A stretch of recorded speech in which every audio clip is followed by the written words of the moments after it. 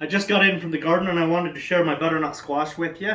This squash grew in adverse conditions, bad drought, not enough water, just enough irrigation water to keep things going. The plant wilted down between waterings just because it's been a hard year.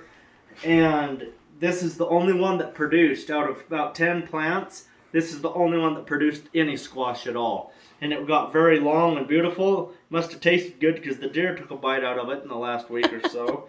And I just got the seeds out of this, and I just made a video for my seed saving classes that I teach on Patreon. But I'm going to show you this because I've already sliced it in half. But this is special breeding. I got the breeding stock from Joseph Lofthouse. He's my friend. He lives in Cache Valley, Utah.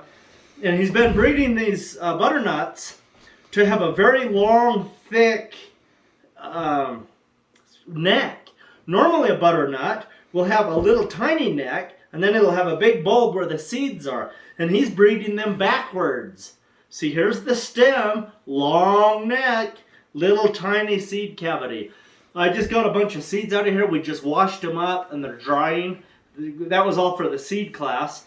And so I'm going to save them. But I got about 40 viable good seeds that were in here. Some of them were thin and pretty little. I saved those too.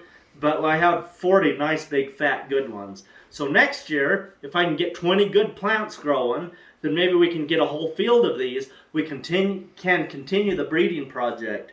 But the reason this is valuable is think about the butternut squashes you've had in the past. You cut that thing open, and it has a great big seed cavity in it. And when you get done, there's not that many pounds of flesh. And a lot of the chefs that I've talked to in the past, they will chop these up into 1-inch or 2-inch sections. And then they get to that seed cavity, and it's too much work for their busy schedules to worry about getting the seeds out. So they'll cut that whole part off and dispose of it. So sometimes all they're getting is a section like this, and they're only getting 3 parts out of each squash. So this is a very exciting plant breeding thing that's going on.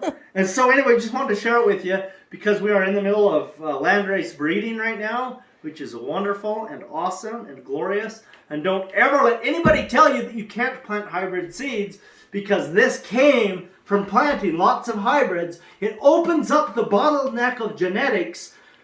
A bottleneck genetics is called an heirloom, and it'll be exactly the same every year, except not really. After 30 years, it changes. But it changes so slowly, people don't notice. But when you plant a whole field of all kinds of hybrids, it opens up that bottleneck, and you'll have all kinds of weird things. And within 5 years, you start getting cool stuff like this. All you need is to know how to taste. Does it taste good? You need eyes to see if it has the characteristics you want. And then remember that the parent is going to resemble its grandparents and parents. So the seeds that I plant will resemble this one. And if they don't, I don't keep them for the next generation.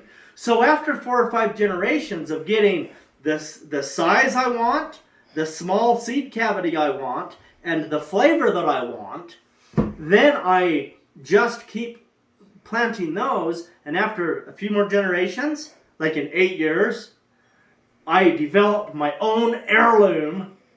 And we're doing that with corn, squash, melons, tomatoes, peppers, dried beans. Life is good. You want to see what I picked today? Do you have some in your pocket? You haven't seen these yet. I saw the pink ones earlier. They were gorgeous. Oh yeah, baby. Like that. Your magic bean farmer. Anyway, life is good.